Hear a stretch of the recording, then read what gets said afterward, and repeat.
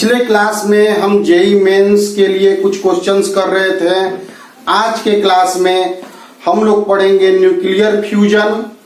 उसके अलावा हम लोग पढ़ेंगे एनसीईआरटी के कुछ न्यूमेरिकल्स जो बोर्ड के लिए जरूरी हैं, और उससे के आगे हम लोग पढ़ेंगे इस चैप्टर का एक झलक में अभ्यास, मतलब एक रिवीजन को हम लोग देखेंगे।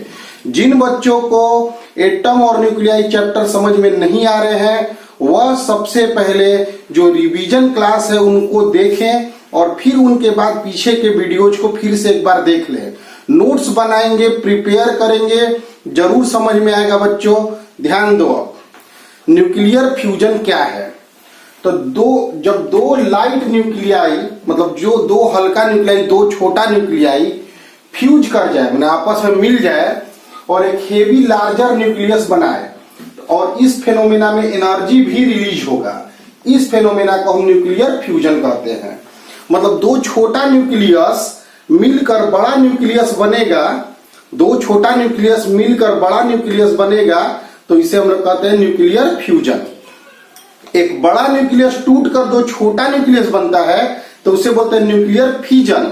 और जब दो छोटा न्यूक्लियस मिलकर एक बड़ा न्यूक्लियस बनता है तो उसे हम लोग कहते हैं न्यूक्लियर फ्यूजन।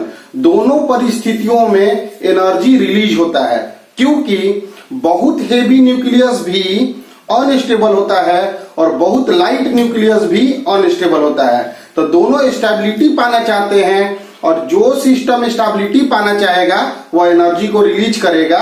यह बातें पहले डिस्कस हो चुकी हैं। जो स्टेबल बनना चाहेगा वह एनर्जी को रिलीज करेगा।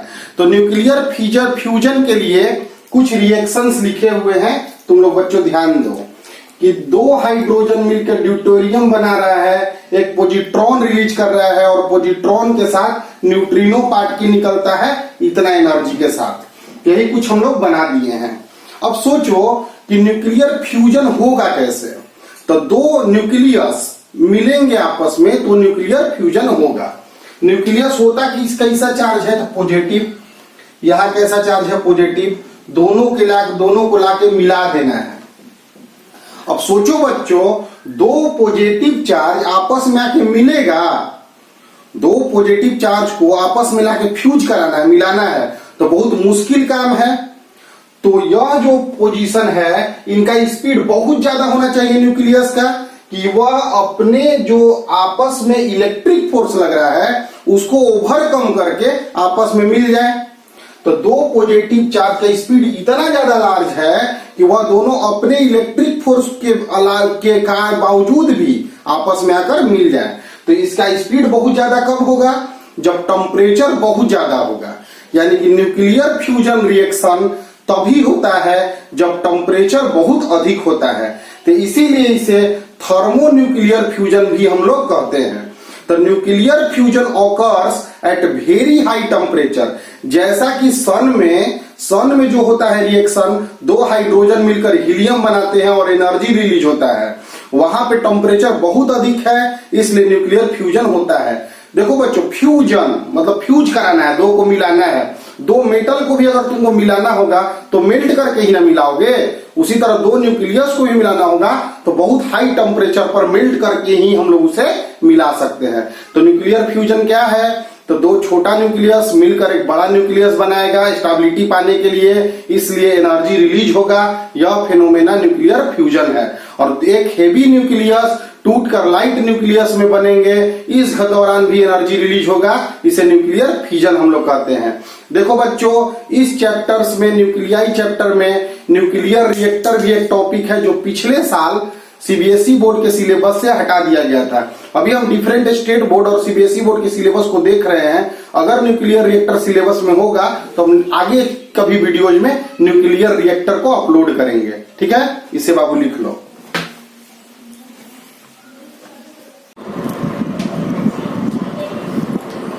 देखो बच्चों, एनसीईआरटी के कुछ न्यूमेरिकल्स प्रॉब्लम है। घर पे एनसीईआरटी का न्यूमेरिकल खुद बनाना भी है, लेकिन कुछ क्वेश्चन हम हेल्प कर दे रहे हैं घर पे बनाने के लिए।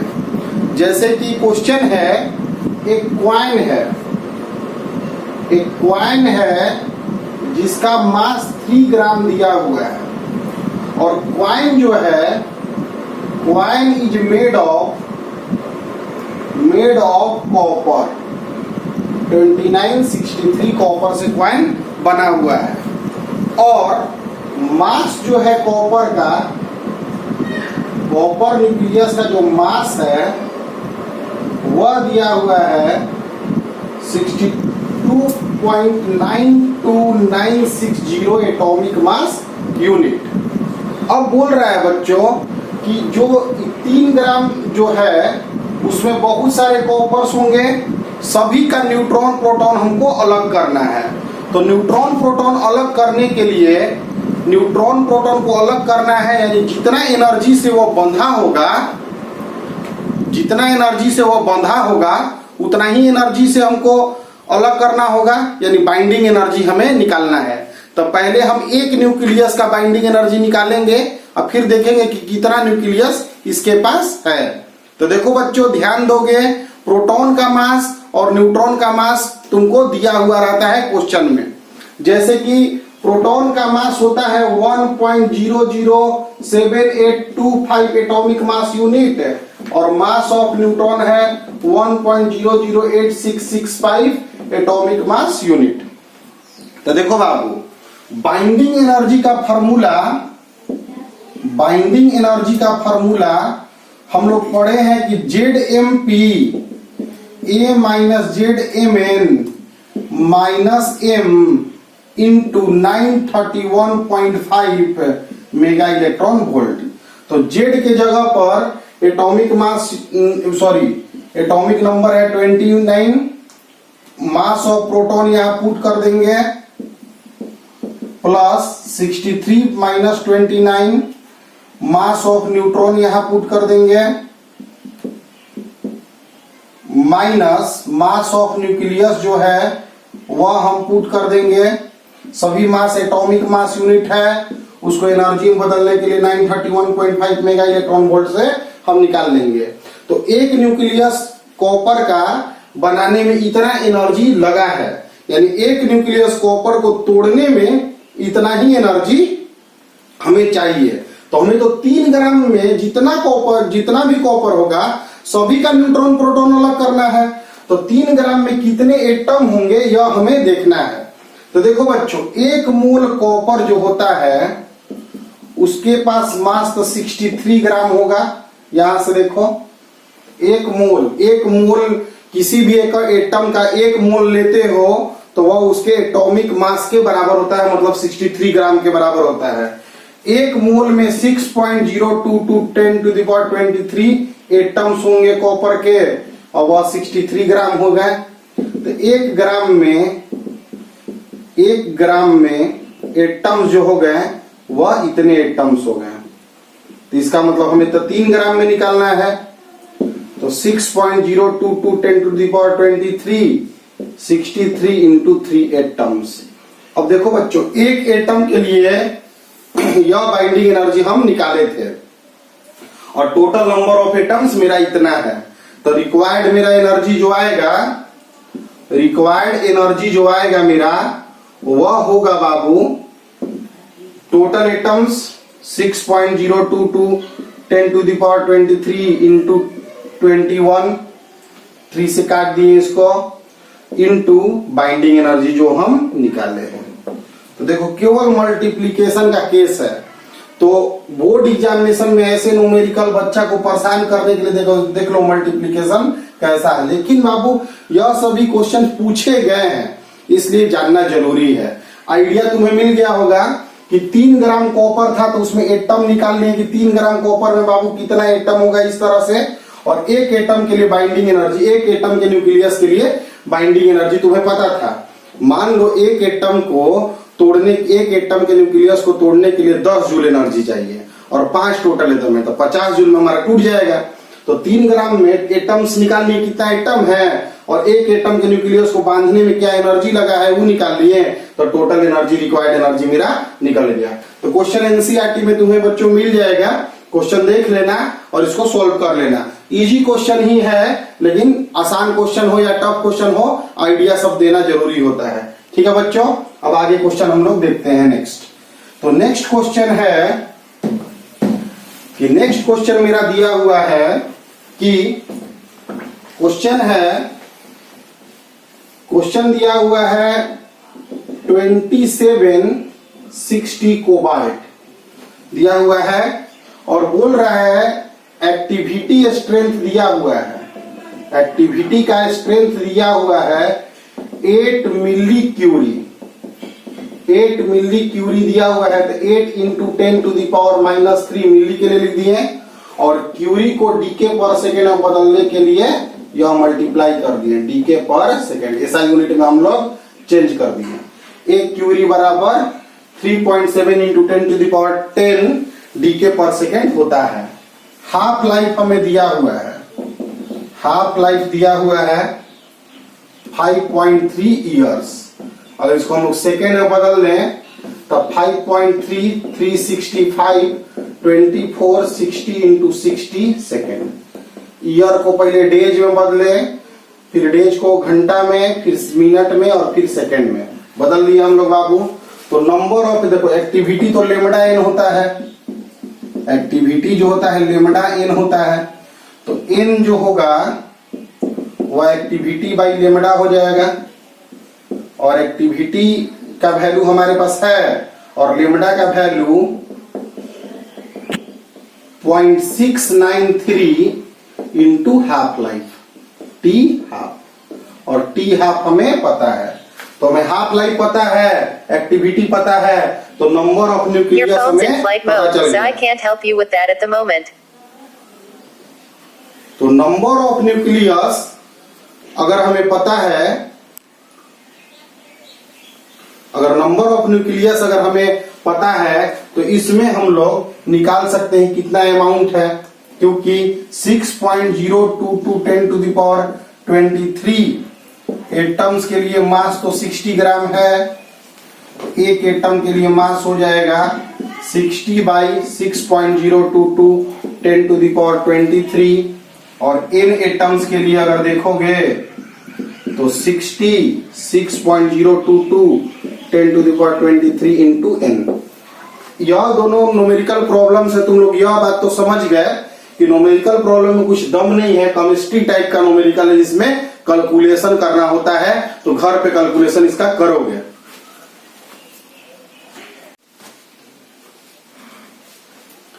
तो देखो बच्चों, अभी हम लोग न्यूक्लियस चैप्टर के क्विक रिवीजन को सुनेंगे।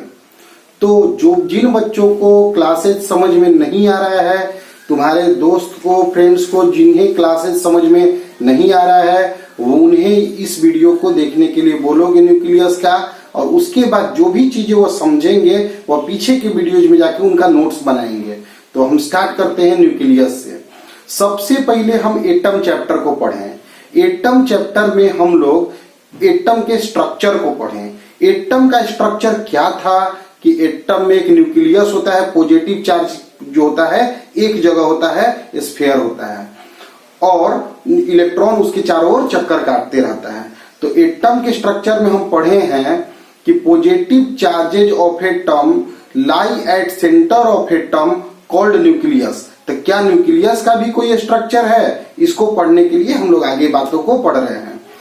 इसके पहले हम लोग कोई भी एटम का मास अगर मेजर करें या हम लोग मास मेजर करें न्यूक्लियस का, तो सिंस मासेज एटम के या न्यूक्लियस के बहुत छोटे होते हैं, इनके लिए किलोग्राम और ग्राम बहुत ही बड़ा यूनिट होता है। इसलिए मास ऑफ न्यूक्लियस को, मास ऑफ एटम को मेजरमेंट करने के लिए हम एक यूनिट लाते हैं, एटॉमिक मास यूनिट।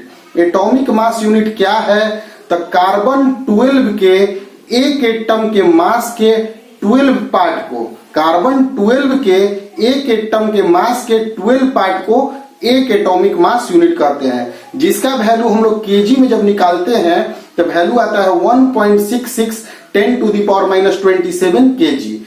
एक एटॉमिक मास यूनिट लगभग बराबर होता है लाइटेस्ट एलिमेंट के मास के बराबर, जो कि हाइड्रोजन होता है। फिर हम इसके बाद हम लोग देखते हैं बाबू कि मास जो होता है हम लोग मेजरमेंट करते हैं एटॉमिक स्पेक्ट्रोमीटर से। तो मास स्पेक्ट्रोमीटर से हम लोग एटम का, न्यूक्लियस का मास मेजरमेंट करते हैं। मास मेजरमेंट के क्रम में हम ऐसा पाते हैं कि एक ही एलिमेंट जिनके केमिकल प्रॉपर्टीज तो एक ही है लेकिन मास अलग अलग होता है। इससे हमें पता चलता है कि एक एटम के बहुत सारे, एक एलिमेंट के बहुत सारे पार्ट होते हैं अलग अलग मास के, जिन्हें हम आइसोटोप्स कहते हैं। आइसोटोप का अर्थ होता है सेम प्लेस, माने पीरियोडिक टेबल में वह एक ही जगह पे होते हैं। तो हम एक एग्जांपल लेते हैं आइसोटोप में कि हाइड्रोजन, ड्यूटेरियम और ट्रिटियम। हाइड्रोजन और ड्यूटेरियम और ट्रिटियम केमिकल प्रॉपर्टी सेम है लेकिन मास अलग अलग है। हम लोग देखते हैं कि हाइड्रोजन का मास 1 यूनिट अगर है तो ड्यूटेरियम का मास 2 यूनिट और ट्रिटियम का मास 3 यूनिट है। तो यह सभी तीनों हाइड्रोजन के आइसोटोप हैं। तो हम जानते हैं कि अगर आइसोटोप होंगे तो प्रोटॉन सब में बराबर होगा, तो मास अलग अलग कैसे हो गया न्यूक्लियस का। तो यह क्वेश्चन हमें इस निष्कर्ष तक पहुंचाता है कि उसके पास, सभी के पास प्रोटॉन बराबर है। अगर मान लो हाइड्रोजन है और ड्यूटेरियम है, प्रोटॉन बराबर है और फिर भी मास इसका अधिक है, इससे यानी कि ड्यूटेरियम के पास प्रोटॉन के अलावा भी कुछ है जो कि न्यूट्रल पार्टिकल्स है। इस न्यूट्रल पार्टिकल का एक्सपेरिमेंट करके जेम्स चैडविक खोज किए और बोले कि जो न्यूट्रॉन है वही न्यूक्लियस के अंदर होता है, जो कि न्यूट्रल पार्टिकल होता है अदर देन प्रोटॉन। तो अभी तक हम यह जाने कि न्यूक्लियस के अंदर, पहले हम जानते थे सिर्फ पॉजिटिव चार्ज होता है, प्रोटॉन होता है, लेकिन अब हम जानेंगे कि न्यूक्लियस के पास प्रोटॉन और न्यूट्रॉन होते हैं। प्रोटॉन पॉजिटिव चार्ज होता है, स्टेबल होता है। न्यूट्रॉन जो होता है न्यूट्रल पार्टिकल्स होते हैं जो अनस्टेबल होते हैं। इसके बाद हम जाने कि प्रोटॉन और न्यूट्रॉन से न्यूक्लियस बना है, जिन्हें हम न्यूक्लियॉन्स भी कहें।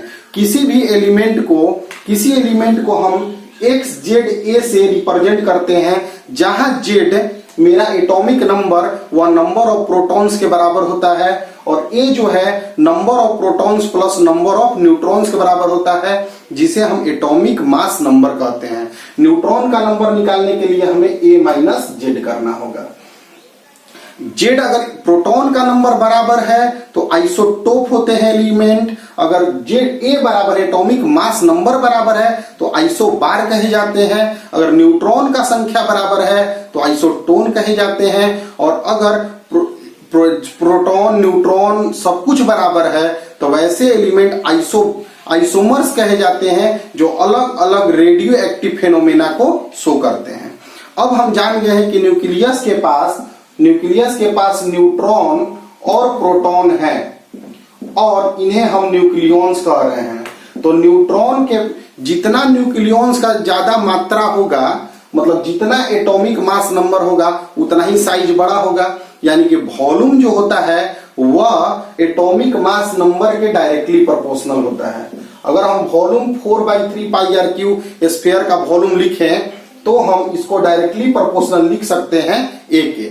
इसके बेसिस पर मेरा रेडियस आ जाता है R0 A के पावर 1/3। फार्मूला ध्यान रखना, साइज ऑफ न्यूक्लियस अगर कभी भी पूछेगा तो रेडियस पूछेगा और रेडियस R बराबर R0 A के पावर 1/3 याद रखना है। यानी कि साइज जो होता है वह एटॉमिक मास नंबर यानी न्यूक्लियॉन्स के नंबर के पर डिपेंड करता है। इससे हम आगे बढ़ते हैं तो R1/R2 A1/A2 के पावर में 1/3 करते हैं।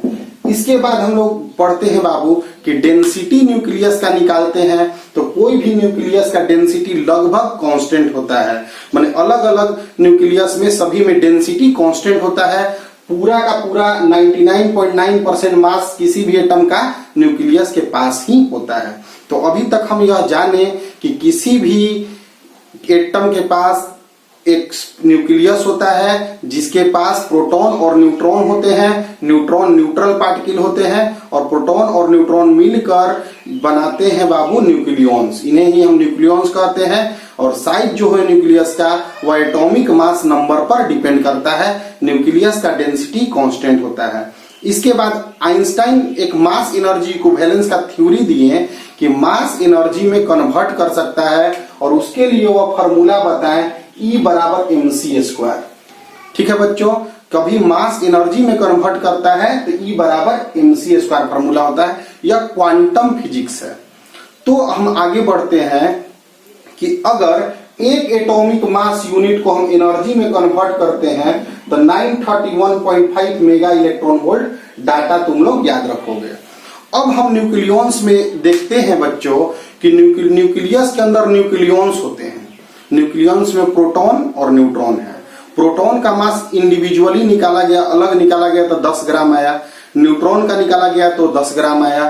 तो यानी न्यूक्लियस का कितना आना चाहिए था? तो 20 ग्राम, क्योंकि एक झोला है, न्यूक्लियस को एक झोला मानो, मासलेस झोला, जिसमें प्रोटॉन और न्यूट्रॉन है। तो प्रोटॉन का मास है 10 ग्राम और न्यूट्रॉन का मास है 10 ग्राम। तो टोटल झोला का टोटल का मास क्या आना चाहिए था? 20 ग्राम। लेकिन उसको अलग न्यूक्लियस को तौला गया तो मास स्पेक्ट्रोमीटर से देखा गया, एटॉमिक मास स्पेक्ट्रोमीटर से देखा गया कि वह 18 ग्राम ही आया।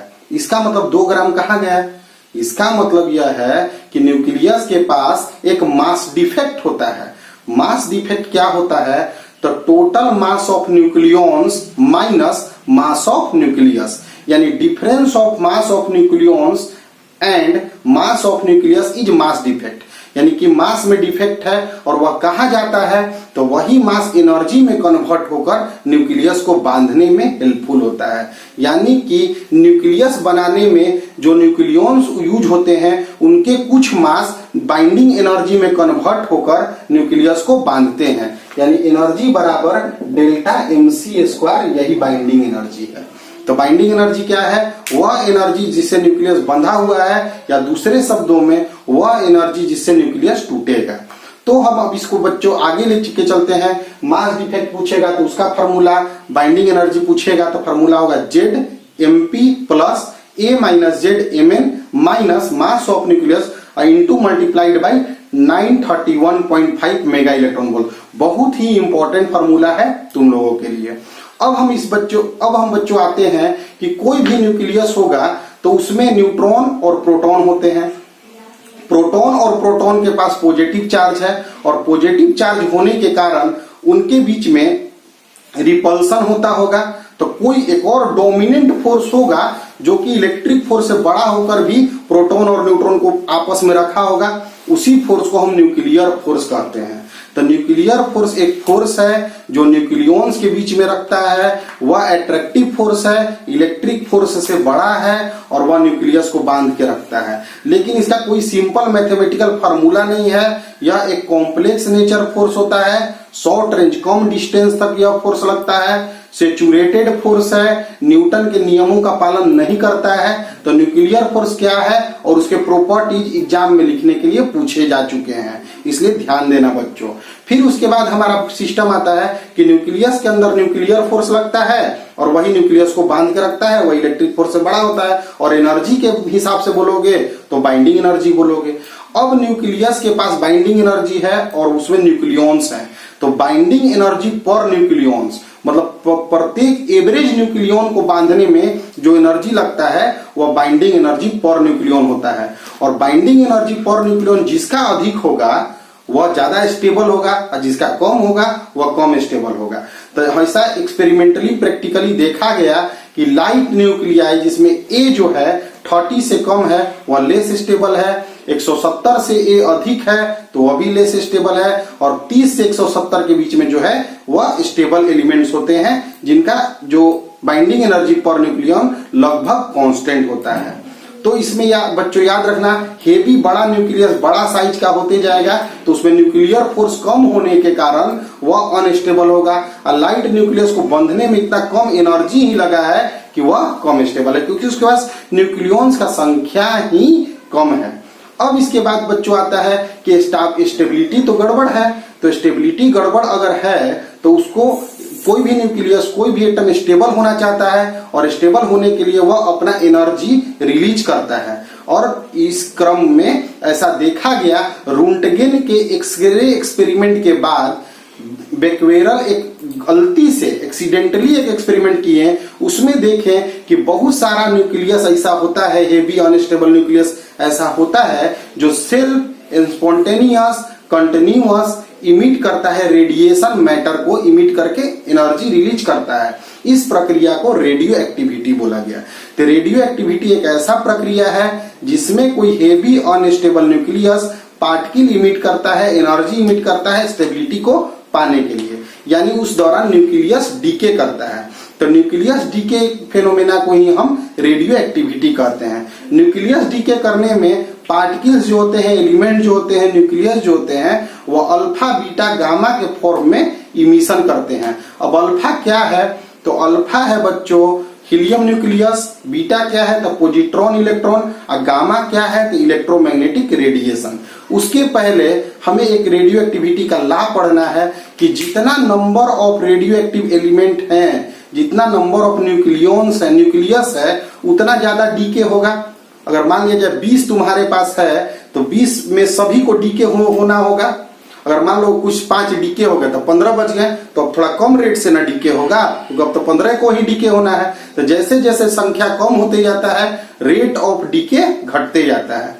तो रेट ऑफ डीके जो होता है dN/dt, वह डायरेक्टली प्रोपोर्शनल होता है n के। हम माइनस इसलिए लगाते हैं क्योंकि यहाँ पे नंबर घट रहा है, तो हम यहाँ पे इक्वालिटी लगाएं तो माइनस लेमडा लिख देते हैं। लेमडा डीके कांस्टेंट है, या रेट ऑफ डीके का बताता है। इसे हम dN/dt को, लेमडा n को एक्टिविटी भी कहते हैं, जिसका यूनिट डीके पर सेकेंड या बेक्वेरल होता है। अब ध्यान दो बच्चों, इसको हम लोग आगे बढ़ाएंगे तो Nt=n0e⁻ लेमडा टी एक फार्मूला हम पाएंगे। इसको इधर लाके इंटीग्रेट करके फार्मूला लाएंगे। इसका मतलब यह है कि number of undecayed nucleus after time T का फार्मूला यह होगा। कोई भी न्यूक्लियस, कोई भी रेडियो एक्टिव सैंपल डीके हो रहा है तो डीके होते होते आधा भी हो जाएगा, तो जितना टाइम में आधा हो जाएगा उसे हम हाफ लाइफ कहते हैं। हाफ लाइफ का फार्मूला log2 बेस पे ई और लेमडा होता है।